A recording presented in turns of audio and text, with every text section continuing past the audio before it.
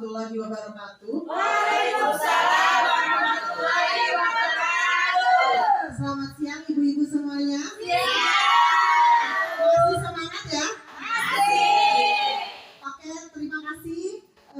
Puji syukur kehadirat Tuhan Yang Maha Esa karena begitu banyak limpahan rahmat, khususnya kesehatan kepada kita semua, sehingga pada siang hari ini kita semua dapat berkumpul di ruangan ini dalam acara diseminasi budaya positif SDN Pondok Bambu 02 oleh calon guru penggerak yaitu Ibu Ari Lestari MPD. Selanjutnya, izinkan saya untuk membacakan susunan acara pada hari ini. Yang pertama akan ada sambutan dari Bapak Kepala Sekolah SDN Pondok Bambu 02 yang dalam hal ini akan diwakilkan oleh Ibu Wakil Kepala Sekolah. Selanjutnya paparan dari CGP. Setelah itu akan ada sesi tanya jawab. Dan yang terakhir yaitu kesimpulan lalu penutup. Untuk mengawali acara pada siang hari ini agar acara pada hari ini berjalan dengan lancar, marilah kita buka dengan membacakan suratul Fatihah bersama-sama. Al-Fatihah. Alhamdulillahirrahmanirrahim. Ar-Rahmanirrahim. Maliki yaumiddin. Iyyaka na'budu wa iyyaka nasta'in. Ihdinas siratal mustaqim. Siratal ladzina an'amta 'alaihim ghairil maghdubi 'alaihim waladdallin. Amin. Selanjutnya adalah sambutan kepala sekolah. Dalam hal ini akan diwakilkan oleh Wakil Kepala Sekolah Ibu Nur Hayati Sirait. Kepada beliau dipersilakan.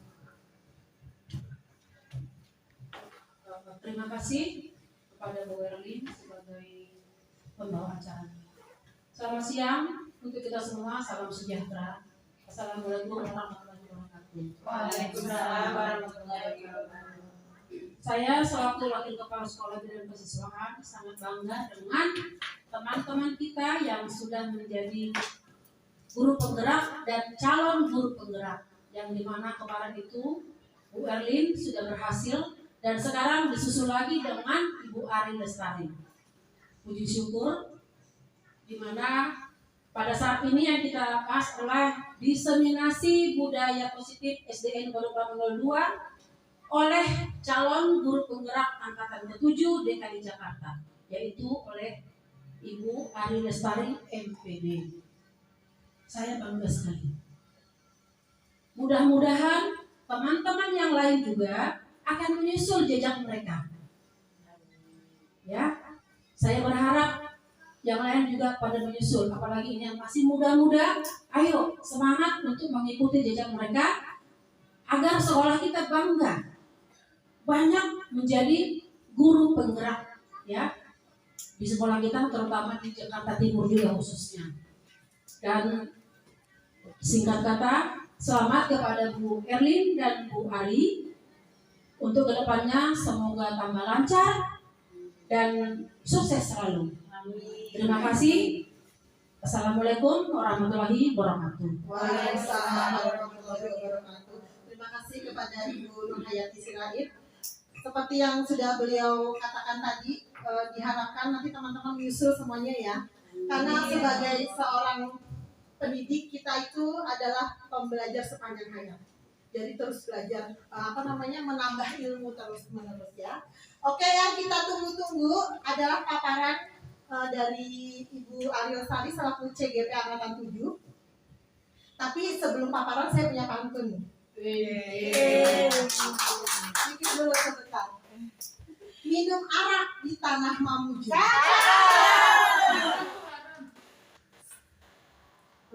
Lagi mikir nih. Ulang. Minum arak di tanah Mamuju. Makan teri sambelnya terasi. Guru penggerak angkatan 7 Ari Lestari siap beraksi. Oke, langsung saja paparan diseminasi positif dari Ibu Ari Lestari. Kepada beliau kami persilahkan. Terima kasih banyak Ibu Erlinda Sevki Nugrahini SPD selaku moderator pada kesempatan kali ini, dan terima kasih banyak juga kepada Ibu Nurhayati Sirait SPD yang telah mewakili Bapak Kepala Sekolah membuka acara kegiatan diseminasi budaya positif di SDN Pondok Bambu 02 bersama guru-guru SDN Pondok Bambu 02. Izinkan saya untuk memulai paparan materi tentang budaya positif. Baik Bapak Ibu, mohon jangan tegang ya. Mudah-mudahan ini kesempatan kita untuk menambah sesuatu yang baru, baik itu informasi, pengetahuan ataupun ilmu yang sebenarnya sudah mengiringi kita, dimulai dari kita menetapkan hati berniat untuk berkarir di jenjang atau di dunia pendidikan. Ada pertanyaan sedikit. Apa sih pentingnya menciptakan suasana yang positif di lingkungan Bapak Ibu, terlebih di lingkungan kita bekerja? Mungkin ada yang ingin berpendapat? Penting tidak ya? Penting. Baik, terima kasih, penting. Untuk dirasa penting itu yang seperti apa? Kok bisa menjadi hal yang penting ya? Kalau lingkungan atau suasana positif itu harus hadir ya di tengah-tengah kita. Boleh silakan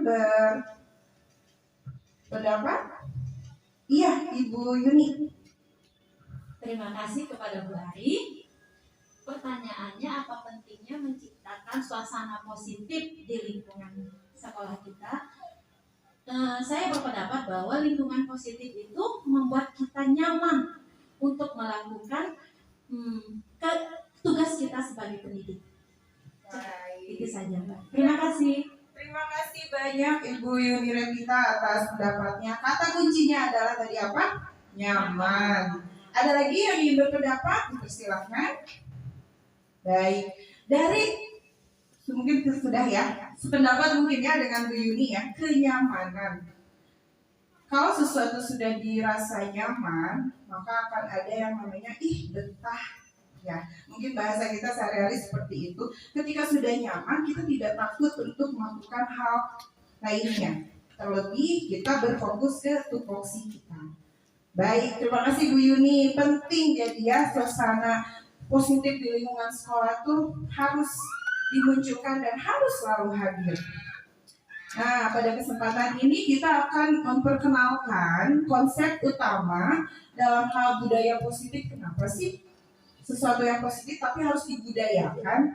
Nah, di sini kita akan sedikit mengulik beberapa sub materi, dimulai dari disiplin positif serta nilai-nilai kebajikan, kemudian adanya keyakinan kelas, kemudian atau sekolah, kemudian ada posisi kontrol, restitusi, kemudian ada motivasi, hukuman, penghargaan, dan restitusi, kebutuhan dasar manusia, hingga segitiga restitusi. Mungkin istilah-istilah ini pernah kita dengar atau pernah kita ulik, ya, mendengar atau membaca secara langsung.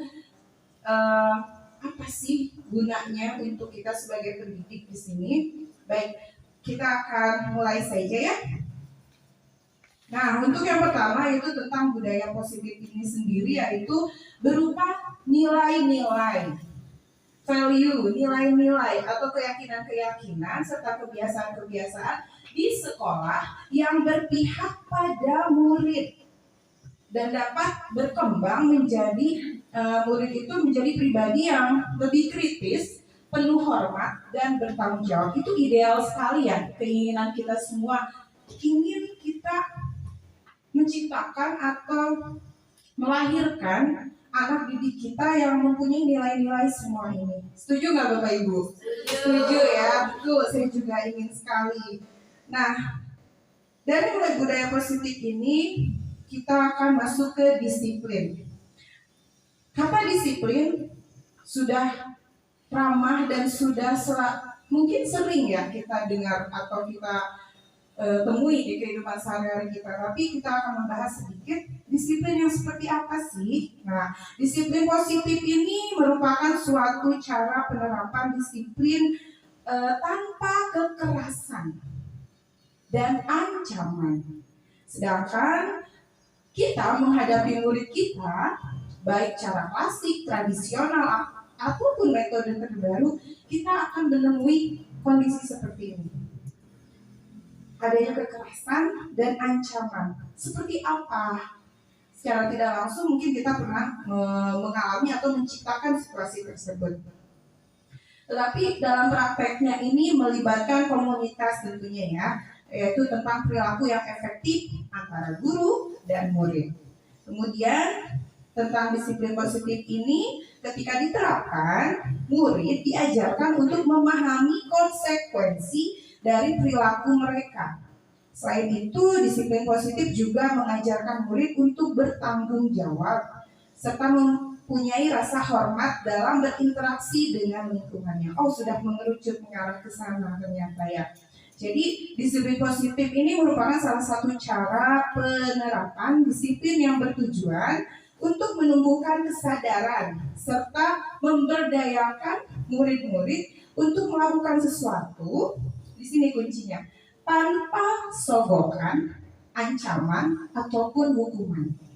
Yang dirasa oleh kita sehari-hari, biasanya murid tunduk, taat, patuh karena apa? Karena apa? Hukuman, takut. Aduh, takut kena hukum. Aduh, takut dihukum. Tapi sejatinya, disiplin positif ini menginginkan. Nah ini tadi.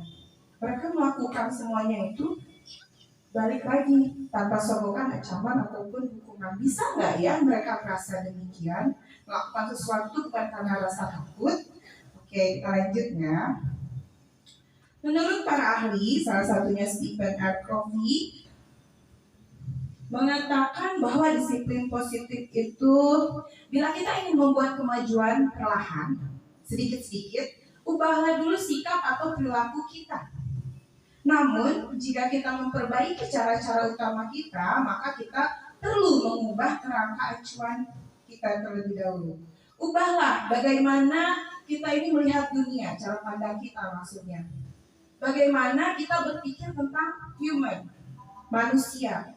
Ubahlah paradigma kita, skema pemahaman dan penjelasan aspek-aspek tertentu tentang realitas. Balik lagi, disuruh mikir lagi oleh Pak Stephen ini. Udah ngeh gak sih gitu kita tuh tentang konsep manusia, melihat dunia, kemudian tentang realitas di kehidupan sehari-hari.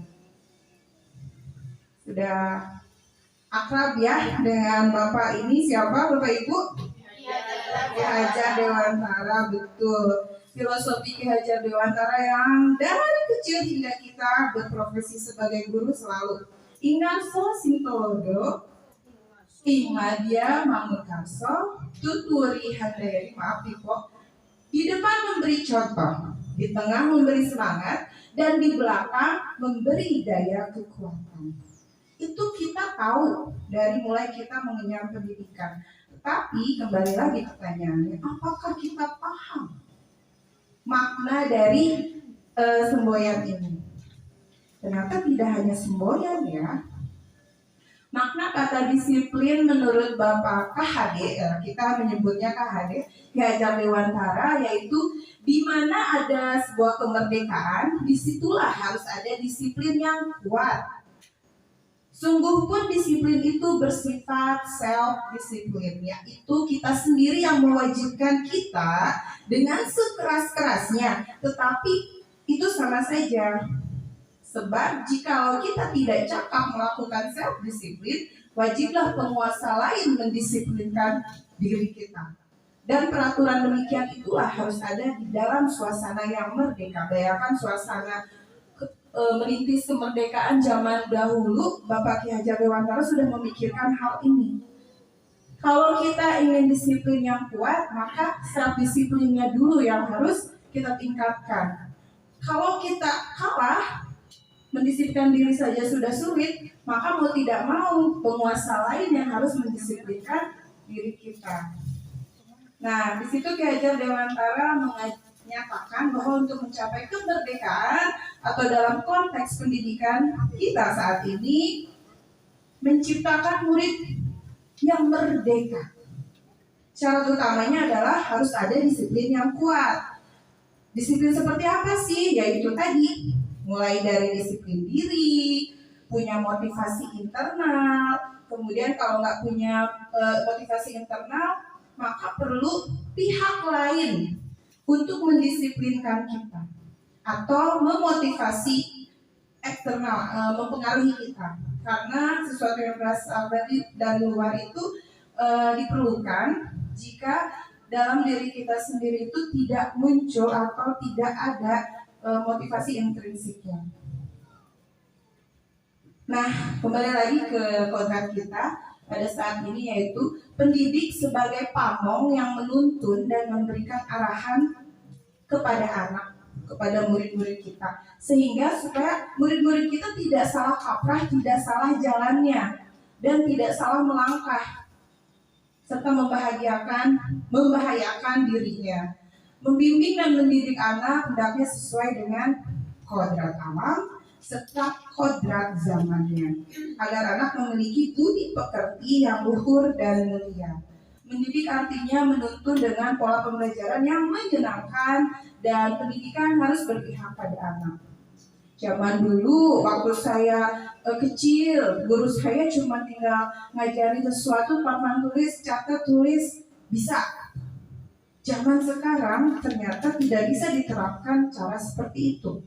Kalau kita menggunakan cara-cara lama, kita tidak berpihak pada murid. Kenapa? Karena kodrat alamnya dan zamannya sudah berbeda. Zaman sekarang Bapak gadget, gurunya gak mau ngikutin perkembangan, maka gurunya yang tertinggal, anaknya yang tidak sinkron. Maka dari itu kita mendidik harus selalu menekankan zamannya lagi apa nih. Oh, zamannya sekarang udah pakai segala canggih. Oh, zamannya dulu masih pakai buku, anak-anak lancar pakai buku, baca, pengetahuan bertambah. Sekarang kita cari metode-metode lain yang sesuai dengan zamannya. Kemudian kodratnya mereka, umur berapa murid-murid yang kita ajar, umur berapa mereka harus mendapatkan sesuatu yang sesuai dengan usia perkembangannya. Kadang terlalu cepat, kadang terlalu lambat. Nah, itu harus disesuaikan. Baik, kita lanjut. Disiplin positif itu akan melahirkan nilai-nilai kebajikan. Kenapa sih harus disiplin? Penting apanya? Nah, kita akan mengarah ke sini untuk membuat suatu kebaikan atau nilai-nilai kebajikan yang tertanam pada diri murid-murid kita. Seperti yang sudah digaungkan oleh Mas Menteri terkait target pendidikan di Indonesia, kita tentunya sudah sering mendengar apa itu profil pelajar Pancasila. Ada 6 targetnya. Boleh dilihat di sini ya, dari lagunya juga masih pada hafal kali ya. Profil pelajar Pancasila. Ada berkebinekaan global, bergotong royong, kreatif, bernalar, kritis, mandiri. Yang pertama tadi harusnya beriman, bertakwa kepada Tuhan Yang Maha Esa. Mohon maaf saya belum. Nah, itu yang pertama. Sama dengan Pancasila, ketuhanan. Oh, harus beriman, harus bertakwa, kemudian harus berakhlak mulia, dan seluruhnya mengikuti. Sebagai pendidik, balik lagi nih, kita ngomongin kita selaku guru, tujuan kita adalah menciptakan anak-anak yang memiliki disiplin diri. Kalau mereka nggak disiplin, kacau kesananya, katanya berbuat semaunya dan lain-lain lagi. Kenapa sih harus disiplin? Supaya mereka itu bisa berperilaku dengan mengacu pada nilai-nilai kebajikan yang universal. Nggak hanya berlaku di Indonesia saja, nggak hanya berlaku di Jakarta saja. Dan memiliki motivasi intrinsik, bukan ekstrinsik. Nah, kita sudah mengerucut lagi Bapak Ibu. Harus intrinsik dari dalam, tidak disarankan yang ekstrinsik. Kenapa? Oke, kita lihat. Baik lagi dong, harus disiplin, tapi keinginannya harus muncul dari diri. Gimana caranya? Kita mengenal motivasi perilaku manusia. Motivasi itu kan sesuatu keinginan, dorongan yang timbul pada diri seseorang secara sadar ataupun tidak sadar untuk melakukan suatu tindakan tujuan tertentu. Untuk ngapain sih? Ada tujuannya. Nah, di sini dikenal dengan 3. Yang pertama motivasi ekstrinsik, kedua masih ekstrinsik, yang ketiga intrinsik, luar dalam. Tetapi yang luar 2 ini ada perbedaannya. Yang pertama menghindari ketidaknyamanan. Yang di sini mendapatkan imbalan atau penghargaan dari orang lain. Nah, kita lihat perbedaannya ya. Saya termotivasi melakukan disiplin karena takut kena hukum. Nah, kalau yang ini saya mau disiplin kan nanti dapat reward, dapat hadiah. Nah, itu tahapan-tahapan yang dilalui oleh manusia atau kita lihat di pekerjaan kita sehari-hari adalah murid ya. Dan satu lagi untuk intrinsik yaitu menghargai nilai-nilai kebajikan itu sendiri. Mau berdisiplin karena sadar nilai kebajikan itu penting untuk dirinya. Di sini mudah-mudahan bisa di-play.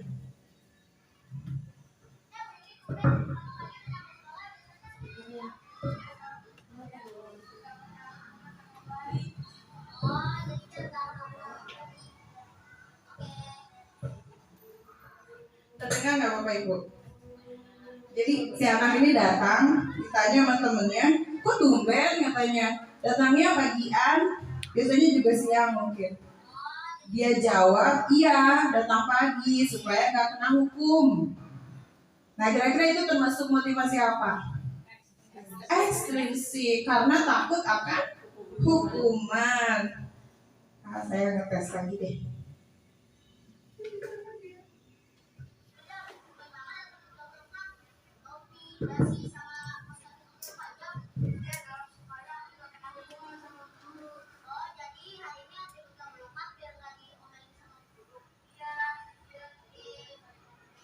Nah ini juga kenapa dia beratribut lengkap katanya alasannya?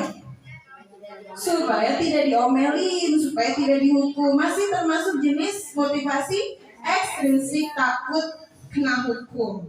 Oke, baik. Ada lagi nih. Ceritanya di kelas sedang bab baru, tapi supaya gampang menghafal pakai nyanyian. Ini waktu materi tata surya. Gubahan lagu dari lagu Beca.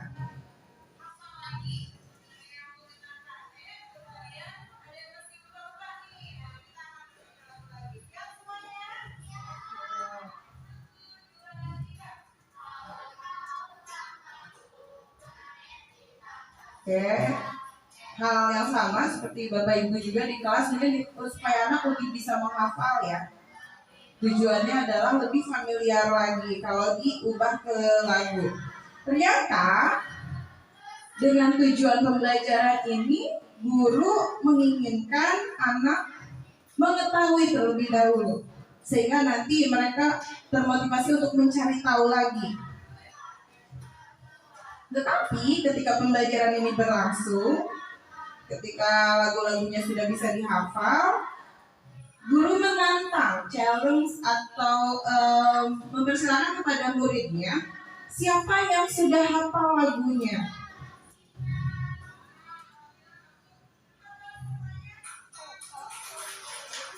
Hafal kalau dengan teman-temannya. Khas sekali murid-murid kita ya. Nah, ditantang dari tiap kelompok ayo maju ke depan. Biasanya di sini stuck. Mereka tidak mau. Malu, belum hafal, atau ya ada faktor-faktor lainnya. Maka guru memberikan penawaran.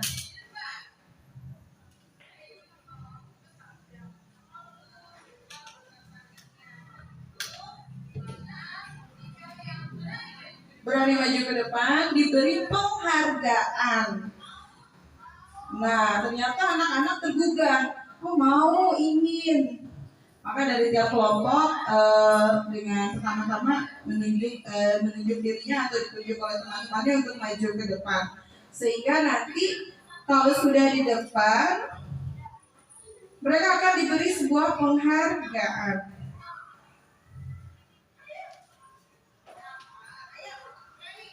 Jadi keinginan mereka untuk bisa atau untuk mengikuti pembelajaran secara berani, secara tujuannya untuk lebih paham lagi itu kadang terhambat motivasi dirinya. Tetapi jika mereka diiming-imingi sesuatu imbalan, baik berupa reward benda atau verbal atau lainnya, ternyata mereka bersedia.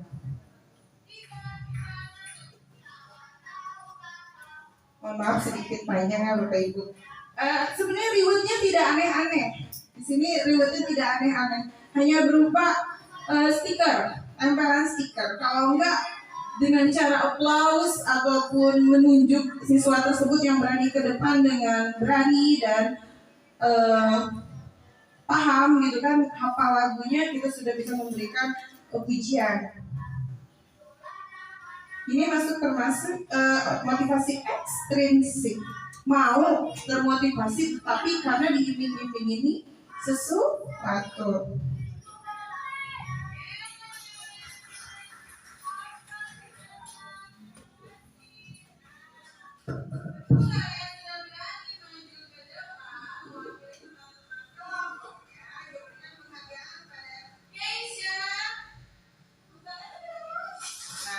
Ini.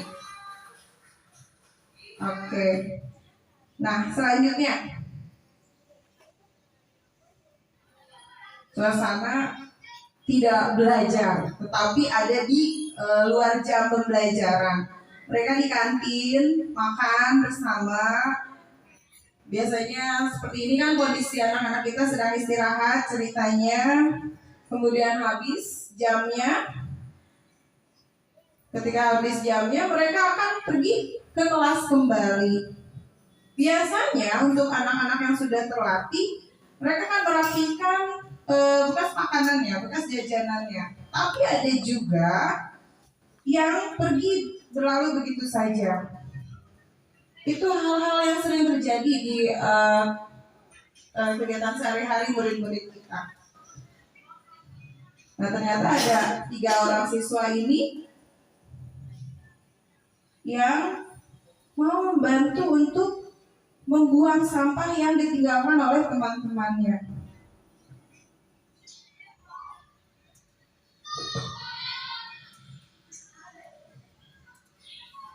Tiara, Safira, Zahra, kalian habis ngapain?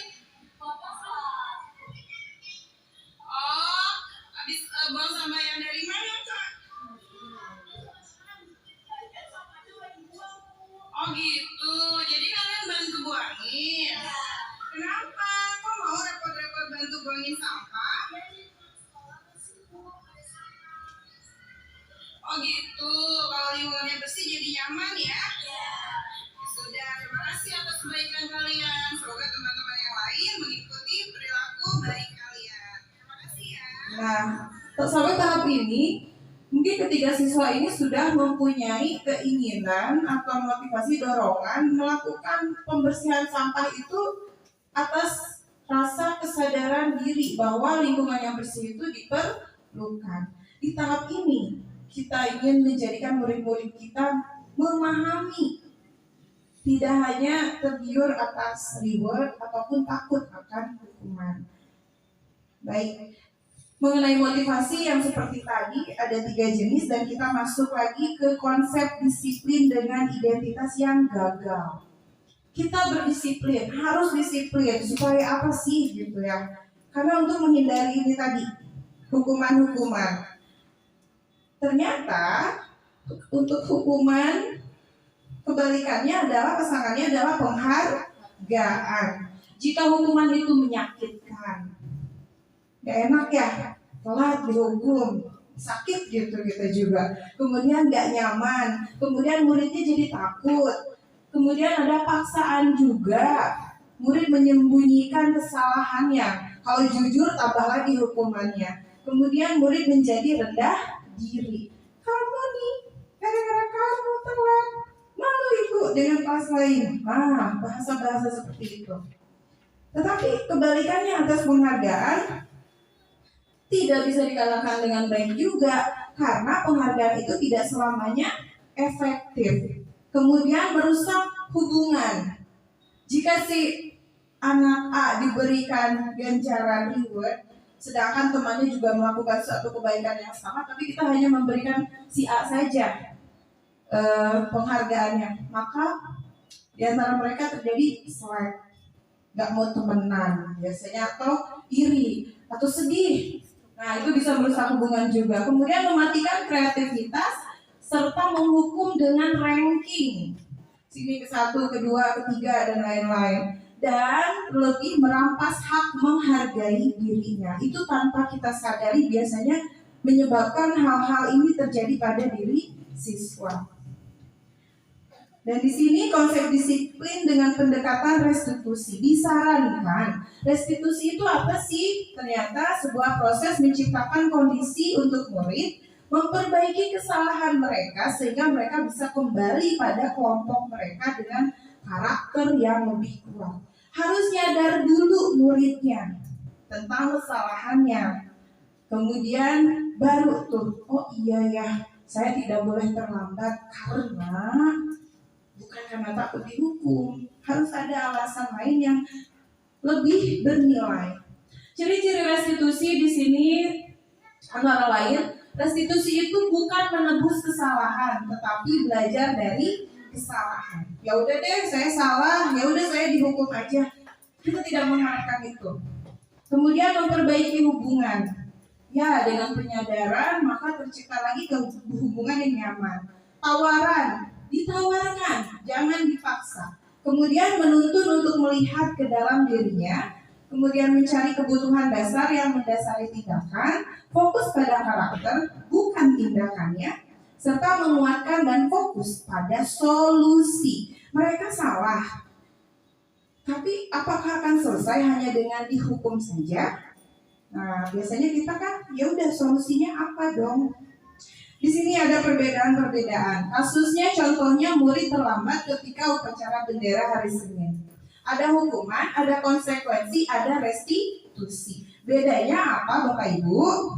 Kalau hukuman itu seperti guru menghukum hormat bendera selama 1 jam atau berdiri di depan kelas selama KBM. Kamu datang telat, berdiri di pojokan.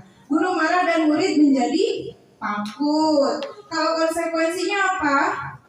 Guru memberikan konsekuensi suruh nyanyi lagu Indonesia Raya di lapangan sekolah. Tujuannya supaya tegas dan murid bisa menghargai peraturan. Itu sih yang kita inginkan. Tetapi jika dilihat dari restitusi, harusnya guru menanyakan keyakinan dirinya dulu dan membuat murid menyelesaikan masalahnya. Dituntun, jangan dihukum udah selesai, nggak ada penyadaran dirinya. Nah, di sini guru harus terbuka, murid menghormati dirinya dan orang lain. Lanjut ke kebutuhan dasar manusia. Ada beberapa kebutuhan dasar yang harus kita miliki, yaitu pertama bertahan hidup, survive. Kemudian butuh kasih sayang dan rasa diterima. Selanjutnya ada penguasaan, ada kebebasan, dan ada kesenangan. Ini manusia membutuhkan ini ya Bapak Ibu, setuju ya? Kita butuh, tidak bisa terlewat satupun. Satu aja yang hilang, hampa. Oke, di sini banyak teksnya terlalu banyak diceritain. Ada suatu kondisi. Kenapa Ibu Anas? Mungkin di sini ada Ibu Anas ya, mohon maaf mengutip namanya. Ibu Anas guru kelas 2 lagi dapat masalah. Murid-muridnya itu nggak bisa tertib kalau disuruh antri di depan pintu kelas dan selalu rebutan masuk ke dalam kelas setelah jam istirahat usai itu riuh gitu ya. Nah, tentunya ini tuh kondisi yang sangat mengganggu untuk proses KBM, entah di kelasnya ataupun kelas tetangganya, di mana kelas itu tidak dapat mulai tepat waktu karena Ibu Ana sibuk menenangkan murid-muridnya dulu, suruh rapih dulu seperti itu. Kemudian Bu Anas berpikir cepat nih Bu Anas nih. Oh, gimana ya kalau pakai stiker bintang? Nah, setiap murid-muridnya akan masuk kelas usai jam istirahat, Bu Anas langsung iming-imingi dengan stiker bintang. Siapa yang dapat berdiri lurus, baris dengan rapi, dan antri depan pintu dapat bintang dari ibu. Biasanya ditawari seperti itu.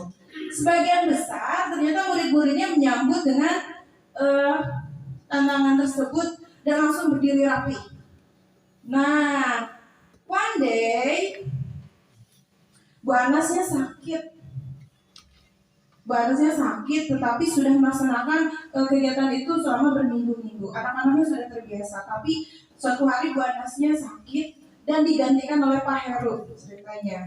Pak Heru itu nggak tahu tentang kegiatan Bu Anas ngasih stiker supaya anak-anaknya tertib. Dan benar saja pada saat mau masuk kelas, jam istirahat, murid-murid kelas 2 kembali berebutan masuk lagi. Pertanyaannya, apa sih yang sebenarnya terjadi? Kenapa? Ada yang bisa menjawab atau berpendapat? Kenapa murid-muridnya jadi kacau balau lagi? Tidak tertib lagi? Ya, Mbak Erin, kenapa?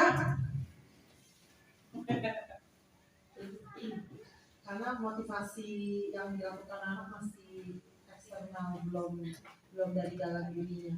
Jadi kalau ada bintang ya tertib, kalau enggak ya kan nggak ada bintang. Seperti itu. Ya nggak? Ya enggak? Oh iya, Ternyata banyak yang sepakat dengan jawaban Bu Erlin ya. Betul, karena si anak masih ngerasa dia bisa disiplin, mau disiplin karena diganjar bintang hadiah. Ketika nggak dikasih bintang, males lagi, berantakan lagi. Artinya belum mempunyai motivasi intrinsik. Kejawab. Oh, seperti itu. Oke, kita akan temukan jawabannya nanti. Bu Nuri boleh nanti bertanya ya Bu Nuri. Kami menginginkan pertanyaan yang lengkap. Oke, sekarang nih dihukum oleh penghargaan. Saat kita berulang kali menjanjikan hadiah nih pada anak-anak ya, kasus yang tadi, supaya anak lebih bertanggung jawab, atau kepada seorang murid agar mempelajari sesuatu yang baru, atau kepada seorang karyawan, biasanya di suatu perusahaan, supaya melakukan kerjanya itu yang bagus, berkualitas. Kita sedang berasumsi mereka itu tidak dapat melakukannya. Nah, kalau dikasih ganjaran pasti dia bagus. Ternyata pada saat itu kita sedang berasumsi sebenarnya mereka tuh nggak bisa. Mereka itu nggak akan pilih untuk melakukan hal demikian, kata Alfikor. Kemudian dikemukakan lagi, baik penghargaan maupun hukuman adalah cara-cara mengontrol perilaku seseorang yang menghancurkan potensi, mematikan potensi diri untuk pembelajaran yang sesungguhnya. Secara ideal, tindakan belajar itu sendiri adalah penghargaan sesungguhnya. Nah, kalimatnya mungkin sedikit membingungkan ya. Kalau dikasih hadiah, diganjar hadiah, ternyata itu mematikan potensi atau bakat yang dimiliki si murid tersebut atau anak kita. Jadi mana dong pembelajaran sesungguhnya itu apa gitu? Ini tadi, secara ideal tindakan belajar itu sendiri adalah penghargaan sesungguhnya. Belajarnya, ketika kita berani belajar, meluangkan waktu, spend waktu untuk mempelajari sesuatu, di situ penghargaan tertingginya. Jadi balik lagi ya, tadi yang sudah dikemukakan jawabannya oleh Bu Erlin, motivasi intrinsik. Ini ada juga nih tebak-tebakan. Belum tebak-tebakan. Ngaruhnya apa ya untuk jangka pendek dan jangka panjang? Ternyata penghargaan itu efektif jika kita menginginkan seorang melakukan sesuatu yang kita inginkan dalam jangka waktu yang pendek saja. Ya kan?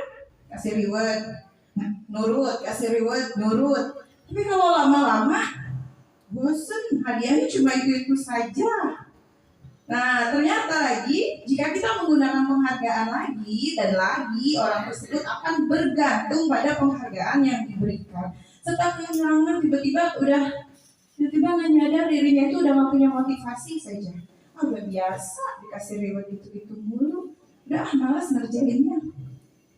Kemudian jika kita mendapatkan penghargaan untuk melakukan sesuatu yang baik, maka selain kita senantiasa berharap mendapatkan penghargaan tersebut lagi, kita pun menjadi tidak sadar tindakan baik yang kita lakukan. Sedikit berbeda ya pernyataan-pernyataannya. Baik, Bapak Ibu lanjut dulu. Kembali lagi ke kodrat kita, pekerjaan kita, tupoksi kita selaku guru. Ketika murid kita melakukan kesalahan, tindakan mana yang akan kita lakukan? Ada 1, 2, 3, 4, 5. Siapa yang pernah mengalami hal ini? Pertama, menunjukkan kesalahannya dan memintanya melihat kesalahannya baik-baik. Pernah nggak? Pernah ya. Kamu habis ngapain? Kamu udah apa? Kenapa kamu dipanggil? Kayak gitu ya. Kemudian mengatakan, kamu harusnya tahu bagaimana kamu harusnya bertindak. Kamu tahu kan seharusnya kayak apa? Pernah lah ya kayak gitu? Oke. Selanjutnya mengingatkan murid kita akan kesalahannya yang sama di waktu sebelumnya. Ingetin lagi, kamu kemarin udah datang telat, hari ini datang telat lagi. Kamu kemarin gak ngerjain tugas, hari ini juga gak ngerjain lagi. Pernah kita juga ya. Kemudian pernah gak sih bertanya, kenapa kamu melakukan sesuatu yang seharusnya tidak kamu lakukan? Pernah gak kira-kira untuk tahap ini? Atau langsung tembak aja? Kenapa sih gak ngerjain tugas? Males ya? Atau kamu emang niat aja, gak mau ngumpulin, gak mau lulus? Itu perkataan kelas 6 biasanya. Gak mau lulus, gak mau naik kelas. Nah, kemudian mengkritik. Kamu tuh tugasnya telat, udah tulisannya jelek, aku baca. Udah, males ibu. Nah, tulisannya kecil-kecil, mana aku baca ini, gak mau dapet nilai bagus ya. Mengkritik. Kemudian cuekin. Udah, tar aja. Ini kita pernah lakukan. Sepakat ya. Saya pun menyadari itu. Ternyata kita pernah melakukan hal ini. Ternyata hal-hal yang sudah kita lakukan itu bisa kita ubah. Nah, dengan cara memahami posisi kontrol restitusi. Ada 5. Apakah guru sebagai penghukum? Apakah guru sebagai pemantau? Pembuat rasa bersalah? Manajer? Atau teman? Kira-kira kita ini harus ada di yang mana, Bapak Ibu? Berteman? Selaku manajer? Pembuat rasa bersalah? Ini lebih nyelokit ya biasanya nih. Di sini pemantau atau penghukum? Oke, kita lihat. Contohnya ya. Ada kasus murid nggak pakai atribut lengkap ketika wawancara lagi. Kalau kita berposisi di tipe penghukum, kita selalu ngingetin dia, patuhi aturan sekolah, diri depan kelas, diam dulu ya, sama kayak tadi pagi. PBB dulu di sana, lagi ngobrol anak-anak ya kan, kasih tindakannya selaku penghukum. Kalau kita ada di posisi ini, membuat rasa bersalah, bikin guilty itu anak gitu kan, muridnya selalu akan keluar kalimat minimal kayak gini, berapa kali gue harus memberitahu kamu, bu guru kecewa sama kamu, ada bu guru sedih lihat kamu kayak gitu, marah ibu. Oke, kalau selaku teman pernah nggak berposisi di sini? Ayolah, yang tertib dong anak-anak. Buat Bu Guru bangga ya. Kali ini tidak apa-apa kamu melanggar tata tertib. Tapi lain kali jangan ya. Kalimatnya selaku teman. Bisa didengar anak-anak nggak kira-kira? Bisa. Sedikit. Untuk satu kelas gimana Pak Marna? Untuk satu kelas kira-kira gimana? Bakal nurut nggak kalau dikasih kalimat ini? Sanksi ya? Kayaknya sebagian saja. Jika di sini selaku pemantau kamu sudah melanggar, apa aturan dan konsekuensinya? Langsung ditembak kayak gitu. Ada yang bisa jawab kalau dia pinter ngeles. Ada yang apa ya Bu? Nggak tahu. Nah, kalau di manajer, apakah kamu tahu kesalahan kamu, Nak? Kira-kira bagaimana kamu akan memperbaikinya? Ditanya dulu, nyadar gak kamu salahnya apa? Tapi si gurunya nggak ngambek, nada bicaranya bisa diterima dengan baik gitu kan. Lalu ditanya lagi, kira-kira kamu memperbaikinya dengan cara apa? Nah, ternyata ada yang kita sebut dengan segitiga restitusi. Yang pertama, ini tentang self control lagi untuk kita guru. Jika kita menghadapi kasus murid, ini yang disarankan. Tahapan-tahapannya. Kasus besar, kasus kecil, pelanggaran besar, pelanggaran kecil. Disarankan yang pertama kali adalah stabilkan identitas. Identitas siapa? Si murid. Kita semua akan melakukan hal yang terbaik yang bisa kita lakukan. Sabar dulu, tarik nafas, gurunya meskipun udah greget ya. Kalau udah ada kasus atau masalah di sini, setiap orang pasti pernah salah. Anggap dulu kita memahami si murid tersebut. Kemudian dia bukan satu-satunya yang pernah melakukan kesalahan ini. Gak selalu si murid A. Mungkin kita juga dulu ketika sekolah pernah. Nah, setelah menstabilkan identitas, pahami ya. Di sini tuh menstabilkan tuh memahami. Kita masuk ke validasi tindakan yang salah. Cari tahu kenapa, apa yang dilakukan salahnya itu apa. Di sini, adakah cara yang lebih efektif untuk mendapatkan apa yang kamu butuhkan? Kenapa kamu melakukan hal tersebut? Kenapa kamu telat? Di sini ditanya. Supaya nggak telat kamu harus ngapain, gitu ya. Kamu tentu punya alasan. Tanya, kenapa kamu datangnya terlambat? Iya, saya datang telat, Bu. Kenapa? Tanya dulu. Yang terakhir adalah menanyakan keyakinannya. Kamu tahu kan, kamu telat? Iya, tahu, Bu. Kalau telat itu berarti apa? Tanya balik ke dia. Menanyakan keyakinannya. Salah nggak kayak gitu? Salah, Bu. Harusnya gimana? Kamu maunya harusnya seperti apa? Tetapi dalam prakteknya, selaku guru diharapkan bisa melaksanakan praktek restitusi ini. Ya, tetapi jika amarah kita memuncak, nah yang terjadi adalah sesuatu yang tidak baik juga. Maka tidak aneh adanya kasus kejadian guru melakukan tindakan fisik, guru menghukum siswa dengan cara dan lain-lain. Kenapa kita harus mempelajari ini? Supaya apa, Bapak Ibu? Sisi yang pertama, tadi kita bahas sedikit bahwa mereka lagi proses belajar. Pasti setiap manusia dari bayi, orang, kemudian mulai pubertas dan lain-lain pasti pernah melakukan kesalahan. Anggap dulu, wajar ya. Kan mereka baru pertama kali salah, belum tahu itu tuh salah. Manusia tidak ada yang sempurna. Bisa kita perbaiki kesalahannya. Kita gak nanyain kesalahannya, tapi fokus memperbaiki masalah ini. Apakah saat ini kamu tengah menjadi orang yang baik untuk diri kamu sendiri? Belum, Bu. Kenapa? Aku datang telat, misalkan kayak gitu. Oh, dia menyadari. Nah, kita tinggal menggiring dia ke sini.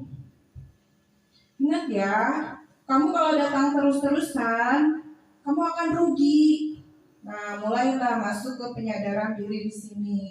Melakukannya itu harus dengan alasan. Kuat nggak alasan kamu? Iya, Bu, saya datang telat karena tidurnya kemalaman. Misalkan gali di sini, validasi tindakan yang salahnya. Kalau tidur malam itu bagus nggak, Nak?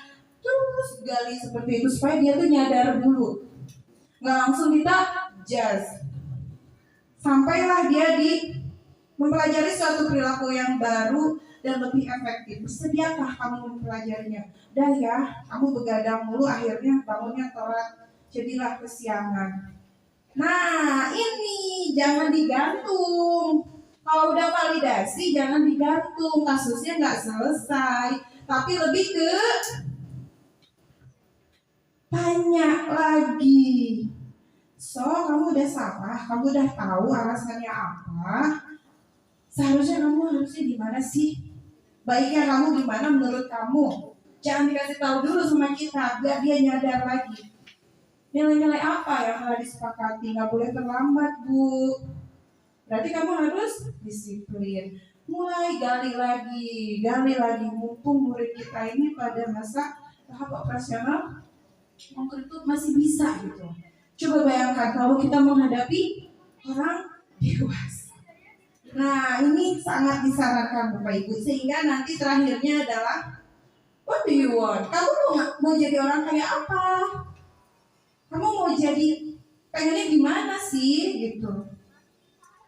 Kan dia merasa bersalah dong telah melakukan kesalahan. Nah, di sini harusnya kita menyadarkannya. Hal-hal yang perlu diperhatikan ketika kita mempraktekkan 3 restitusi ini, perilaku yang salah itu kaitkanlah dengan nilai-nilai atau keyakinan yang telah disepakati. Datang tidak boleh terlambat, berarti disiplin waktu. Kemudian tidak boleh bertengkar dengan teman, misalkan harus hidup rukun. Yakin ya? Harus rukun karena kalau berteman itu dapat musuh dan ditemenin nggak seru, misalkan. Nah, kemudian kesediaan orang yang melakukan kesalahan untuk memperbaiki kesalahannya, ini yang paling penting. Udah tahu salah, besoknya jangan diulang lagi ya. Pemecahan masalah sebisa mungkin relevan atau punya hubungan dengan masalah yang ada. Jangan mengaitkan ke yang terlalu jauh. Murid mungkin tidak akan sampai pada hal tersebut. Kaitkan dengan yang sesuatu yang terjadi pada dirinya sehari-hari. Kemudian harus ada usaha perbaikan dari pihak yang berbuat salah. Bikin dia berjanji lagi supaya tidak mengulangi kesalahannya. Perlu didedikasikan waktu dari pihak yang berbuat salah itu. Tanya kapan akan mulai diberlakukan. Jadi mulai kapan kamu akan mematuhi aturan yang telah kamu yakini? Mulai besok, Bu. Seperti itu. Mungkin ini sedikit klise ya Bapak Ibu. Ribet penanganan kayak gitu, mah hajar aja. Tetapi kita harus memikirkan efek kedepannya untuk anak. Secara mental, psikologisnya mereka. Maka saran-saran di sini patut kita pertimbangkan. Nah, kemudian titik beratnya yaitu restitusi itu tidak menyarankan guru bicara ke murid bahwa melanggar aturan itu adalah sikap yang baik. Jangan diamini. Oh, nggak apa-apa, kamu baru 1 kali ya ngelakuin kesalahan. Jadi sana tidak seperti itu. Tapi restitusi itu harus lebih menitik beratkan ke paham nggak alasannya. Kenapa sih kamu salah? Alasannya apa? Gitu. Kemudian paham juga setiap orang pasti akan melakukan yang terbaik di waktu tertentu. Sebuah pelanggaran aturan seringkali memenuhi kebutuhan anak supaya mereka itu berkuasa atau memiliki power, walaupun seringkali bertabrakan dengan kebutuhan yang lain, yaitu butuhnya kasih sayang, rasa diterima. Biasanya kasus-kasus yang terjadi permasalahan itu tidak lepas dari yang seperti ini. Untuk usia murid-murid kita ya, kurang diperhatikan, caper, makanya mereka bertingkah. Nah, kalau kita tolak anak yang sedang berbuat salah kayak gitu, kitanya nggak peka, maka dia akan tetap melakukan kesalahan ini. Namun, jika kita memahami alasannya, kenapa ya nih anak bolos mulu ya di kelas bikin masalah, pahami dulu alasannya. Maka dia akan merasa diperhatikan dan dipahami. Mudah-mudahan ini ada contoh kasus biasa terjadi di kelas kita. Anak dipanggil. Ceritanya guru mata pelajaran lain melaporkan ke wali kelas.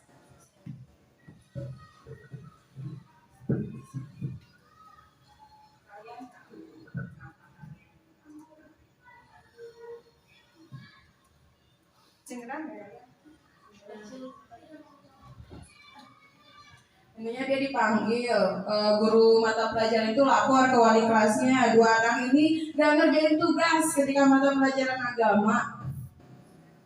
wali kelas tersebut, guru mata pelajaran tersebut harus pindah ke kelas lain, maka menyerahkan ke wali kelas. Di sini wali kelas berperan tidak langsung naik darah gitu ya, menerapkan segitiga restitusi.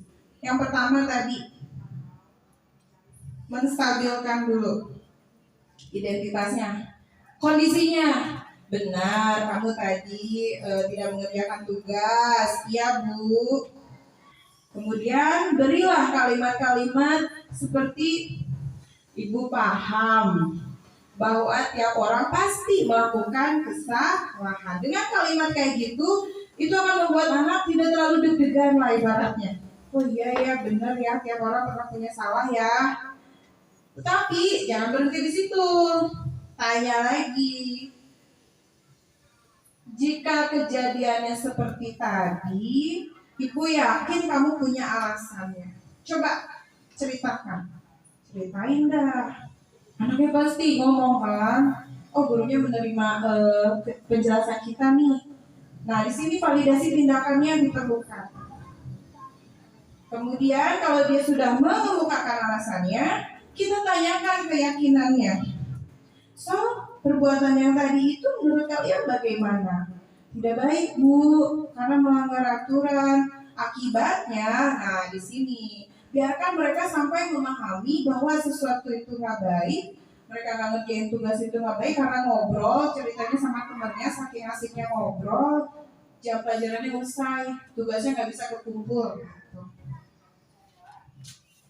Nah, sampailah pemahaman bahwa itu tuh tidak baik sehingga mereka bisa ketinggalan pelajaran. Menyadari sampai situ saja, kita sudah bisa menerapkan segitiga restitusi. Kemudian diajak ngobrol lagi, ke depannya kalian harus bagaimana. Berikan kalimat penguat. Kasih kepercayaan kepada siswa tersebut. Sebenarnya kalian tuh mampu berbuat disiplin, tidak kejadian yang tadi. Asalkan, nah seperti itu. Balik lagi, kita selalu mengait-ngaitkan dengan peraturan. Gak boleh ngobrol di kelas. Akhirnya kan kamu ketinggalan pelajaran kan? Iya. Gak boleh bertengkar di kelas. Akhirnya gak nyaman kan datang ke sekolah? Iya. Nah, diperlukan ini. Keyakinan sekolah atau keyakinan kelas. Berawal dari lingkup kecil dulu. Keyakinan itu lebih ke abstrak. Ya, tiba-tiba harus yakin aja. Kok tiba-tiba yakin? Saya yakin, saya suka kamu. Tapi dari mana asalnya? Dari sini. Sepakat dulu. Kalau sepakat itu lebih konkret. Sepakat apa? Satu, awal mulai semester awal di kelas masing-masing pasti bikin peraturan kelas kan? Kita kenalnya peraturan, tapi lebih enaknya ke sini nanti. Kita akan ganti perlahan budaya di 02 ini, yaitu kesepakatan kelas ini lebih ke hal-hal yang taat dan patuh dalam melaksanakan ibadah sesuai kepercayaan masing-masing, bertanggung jawab. Jadi lebih ke sepakat ya, kalau di kelas ini tidak boleh ada yang bertengkar. Sepakat kayak gitu. Sepakat ya bahwa anggota kelas ini gak boleh buang sampah sembarangan. Sepakat. Biasanya mereka punya ide-ide sendiri untuk kelas 1, 2, kelas tinggi. Kelas 1, 2 kita bimbing. Sehingga sesuatu yang konkret itu menjadi sesuatu yang lebih yakin. Sesuatu yang abstrak berupa pernyataannya universal harus dibuat dalam bentuk yang positif, sedikit saja agar mudah diingat. Kalimatnya pendek-pendek sesuai dengan kondisi kelas dan semuanya bisa menjalankan. Di sini proses pembuatan pelaksanaan keyakinan kelas. Kita tawarkan dulu pada siswa. Anak-anak, awal semester ini kita buat keyakinan kelas yuk. Pertama-tama kita buat kesepakatannya dulu. Bisa dengan membagikan stick note atau menulis masing-masing keinginan mereka. Mau kelas seperti apa? Tujuannya itu tadi supaya semuanya bisa menerapkan budaya yang baik, nilai-nilai yang baik. Di video ini, tiap siswa akan diberikan kesempatan menuliskan keinginannya, kemudian menempelkannya di depan, kemudian tempel di depan. Setelah terkumpul, baru pindah ke keyakinan kelas.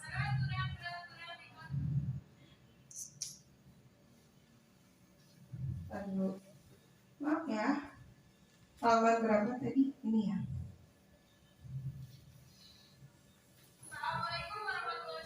Nah, kalau sudah, mereka menempelkannya satu persatu ke depan.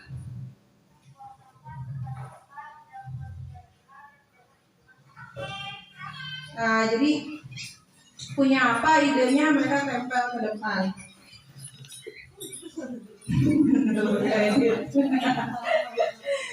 Nah, seperti ini kita percepat saja ya.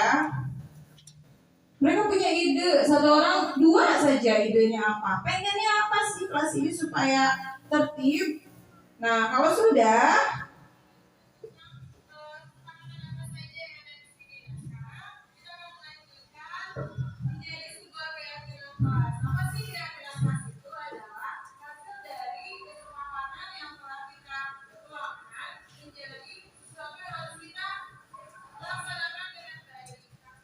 jadi dirangkum. Bahasanya itu tadi lebih abstrak dan lebih universal. Yang universal di sini adalah yang akrab di telinga anak-anak, tetapi bersifat global juga. Bisa diikuti oleh siapa saja. Pasti yang pertama itu tentang kebersihan kelas. Maka kalimatnya jangan keyakinan kelasnya jangan seperti jangan membuang sampah sembarangan. Hindari kata jangan ya. Frase negatifnya kita hindari. Maka bisa dibuat kalimat apa Bapak Ibu? Buanglah sampah pada tempatnya. Sampah dibuang di tempatnya. Yang lebih enak, buanglah sampah pada tempatnya. Oke, tulis. Keinginan mereka mungkin kayak gitu. Kemudian ada lagi. Katanya tugasnya harus tidak menyia-nyiakan waktu, mengumpulkan tugas tepat waktu, kemudian menyelesaikan tugas tepat waktu. Kira-kira kalau kita jadikan bahasa yang universal apa? Disiplin mengerjakan tugas. Kalimatnya lebih enak ya, lebih kena langsung ke tujuan. Kemudian dilarang bertengkar, dilarang ambil alat tulis temannya, dilarang berselisih, dilarang. Kira-kira keyakinan kelasnya apa? Mengembalikan barang, oke, boleh dipersempit lagi. Apa Pak? Dilarang bertengkar, dilarang berselisih. Jangan bertengkar dengan teman. Kira-kira kalimat ininya apa? Menjaga kerukunan. Ya, boleh seperti itu. Jadi lebih simple dan itu tadi abstrak.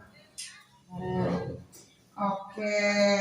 Dan mereka harus menandatanganinya supaya berasa dihargai. Oh iya, ide saya sudah tertuangkan.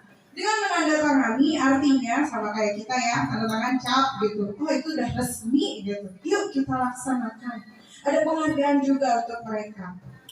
Tujuannya apa sih? Mengapa harus demikian? Harus begini-begini? Tujuannya untuk apa?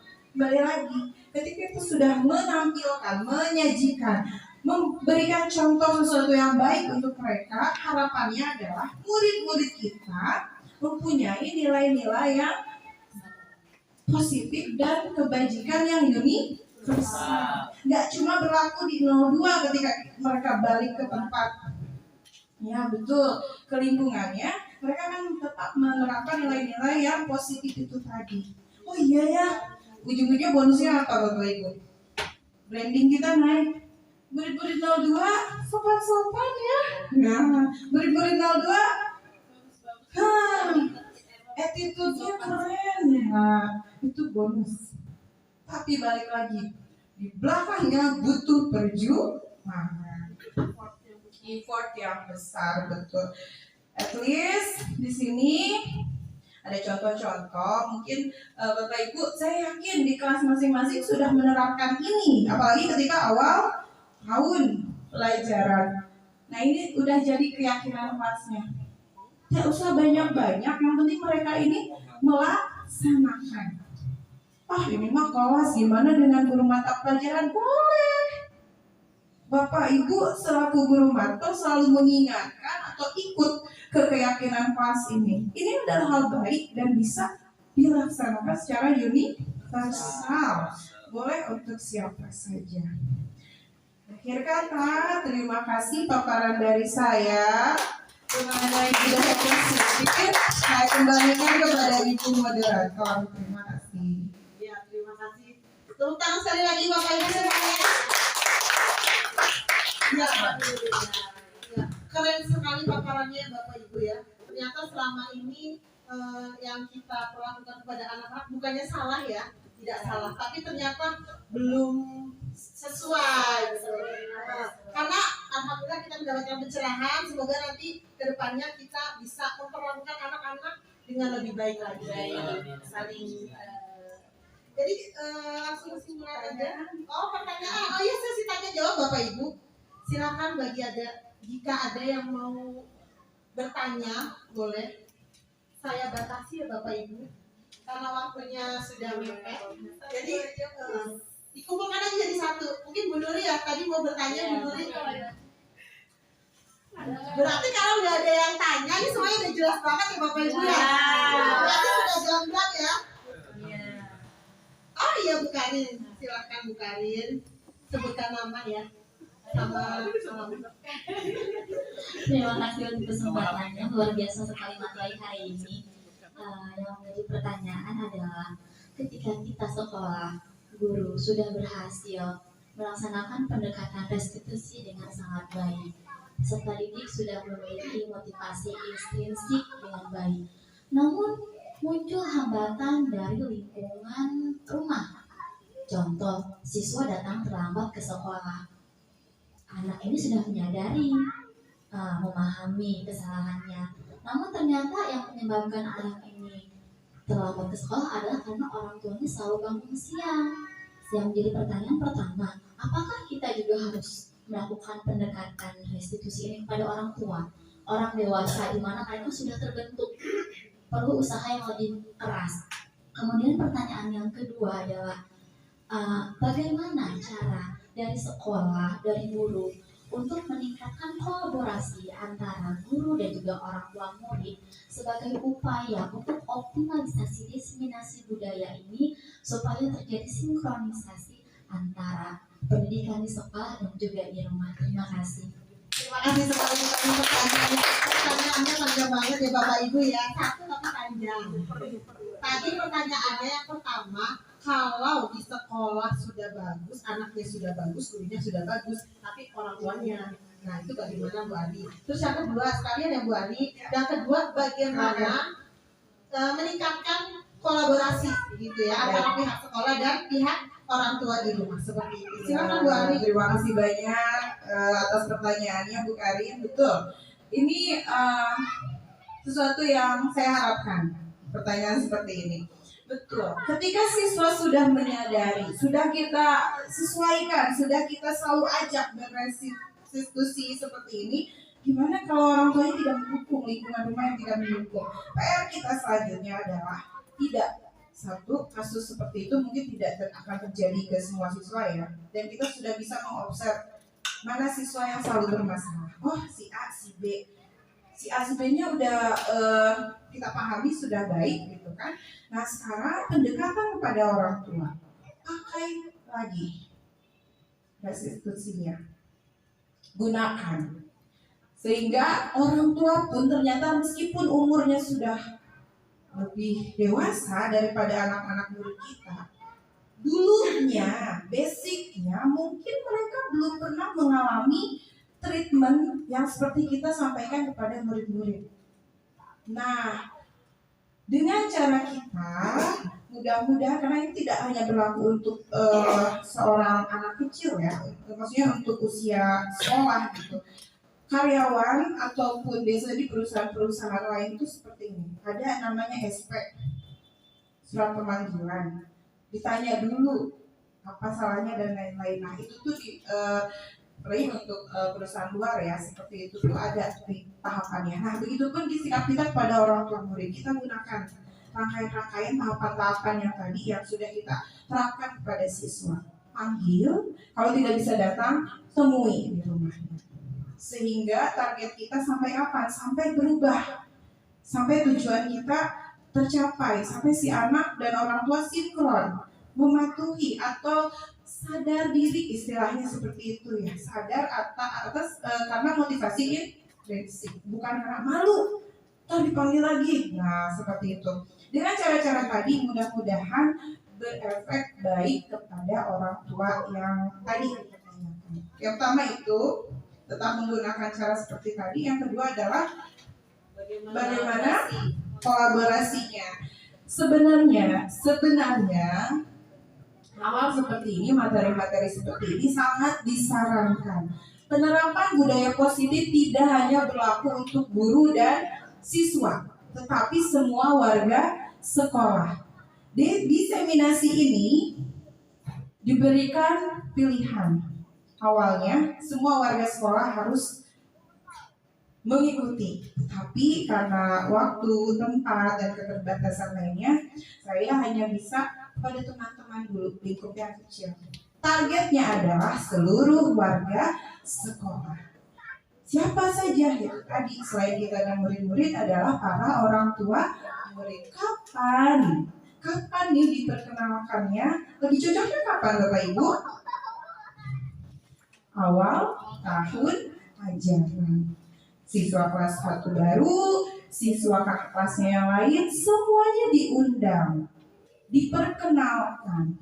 Branding kita, ciri sekolah kita sedikit berbeda dengan yang lain. Kenapa kita menerapkan ini? Budaya positif 02. Jadi mungkin yang kita kenal dulu adalah tata tertib SDN Pondok Bambu 02, 1, 2, 3. Tetapi jika kita berikan pemahaman seperti ini, mudah-mudahan mereka tidak hanya takut karena dihukum saja, tetapi lebih ke menyadari bahwa itu tuh penting. Maka kalau yang seperti itu sangat sekali diperlukan betul di awal tahun ajaran, lebih ideal, dan mungkin jika ada yang belum terlaksana di awal semester. Atau jika sekolah tersebut belum melaksanakan, bisa langsung segera. Terlebih jika ada kelas yang membutuhkan tindakan segera, darurat tentunya ya. Nah, hadirnya CGP ataupun Bapak Ibu mempelajari materi ini juga tidak hanya ada di CGP, tetapi di PMM juga. Silakan dibuka, ada modul topik budaya positif. Nah, jadi tidak hanya kami tugasnya CGP saja, ternyata untuk guru-guru juga ada. Seperti itu. Sangat diperlukan. Terima kasih pertanyaannya. Ya, terima kasih. Semoga Bu Karin puas dengan jawabannya ya Bu Karin. Sudah puas? Yang lain sudah puas belum? Ya. Mau nambah nggak? Sudah cukup? Oke, jadi saya simpulkan ya Bapak Ibu ya. Nah, jadi budaya positif itu harus kita galakan di sekolah. Kita terapkan di sekolah dengan cara menumbuhkan motivasi intrinsik pada siswa. Ya, sehingga hal-hal baik itu tiap hari dilakukan, karena setiap hari secara tidak langsung menjadi sebuah kebiasaan. Menjadi kebiasaan secara tidak langsung menumbuhkan karakter pada anak. Kalau sudah jadi karakter itu jadi kebiasaan positif. Nah, karena kebiasaan itu dilakukan di sekolah, maka jadilah budaya positif. Itu yang kita cita-citakan semuanya Bapak Ibu di sekolah kita khususnya ya. Oke, sepertinya paparan atau diseminasi budaya positif pada siang hari ini sudah cukup. Saya tutup atau kita akhiri dengan membaca hamdalah bersama-sama. Alhamdulillah.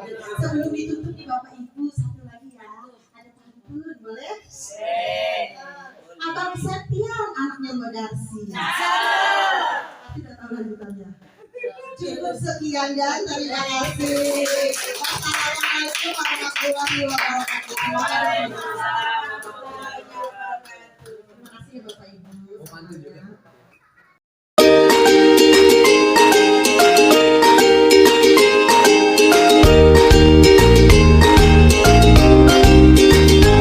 Assalamualaikum warahmatullahi wabarakatuh. Saya Nur Hadi selaku Kepala Sekolah SDN Pondok Bambu 02, yaitu tempat di mana salah satu guru saya yang bernama Ibu Ari Lestari merasa sangat bangga atas kinerja dan semangat yang telah mengikuti kegiatan program guru penggerak, kegiatan diseminasi atau pengimbasan mengenai budaya positif yang telah dipaparkan merupakan hasil nyata dari program guru penggerak. Mudah-mudahan pengimbasan ini bisa dilaksanakan secara berkelanjutan untuk menjadi motivasi dan contoh yang baik untuk semua warga sekolah yang dapat meningkatkan kualitas kinerja serta pendidikan murid SDN Pondok Bambu 02 khususnya. Demikian yang saya sampaikan. Sekali lagi selamat dan sukses untuk Ibu Ari yang telah melaksanakan diseminasi dengan lancar, menarik, sehingga para peserta bisa menerima penjelasan dengan baik dan mudah dipahami. Waalaikumsalam warahmatullahi wabarakatuh. Assalamualaikum warahmatullahi wabarakatuh. Saya Fitri Nur Hairani selaku rekan sejawat dari Ibu Ari Lestari di SDN Pondok Bambu 02. Menurut saya dari apa yang sudah dipaparkan Bu Ari mengenai budaya disiplin di sekolah sudah sangat bagus untuk diterapkan di sekolah. Khususnya tentang budaya disiplin di sekolah untuk murid. Karena untuk kondisi saat ini sebagian murid di sekolah kita menjalankan kedisiplinan hanya karena faktor ekstrinsik belum secara intrinsik, yaitu kesadaran melakukan disiplin dari faktor dalam dirinya. Kami, para guru pun mendapatkan ilmu yang sangat bermanfaat. Kami jadi lebih mengetahui mengenai bagaimana cara menangani permasalahan yang terjadi pada siswa dengan melakukan tahapan segitiga restitusi. Dan kami juga jadi mengetahui cara menempatkan posisi diri kita kepada siswa, apakah sebagai pemberi hukuman, pemantau, atau sebagai manajer. Selamat! Sekali lagi saya sampaikan kepada Bu Ari, semoga selanjutnya kita bisa terus berkolaborasi untuk tetap membudayakan disiplin positif di lingkungan kita. Wassalamualaikum warahmatullahi wabarakatuh.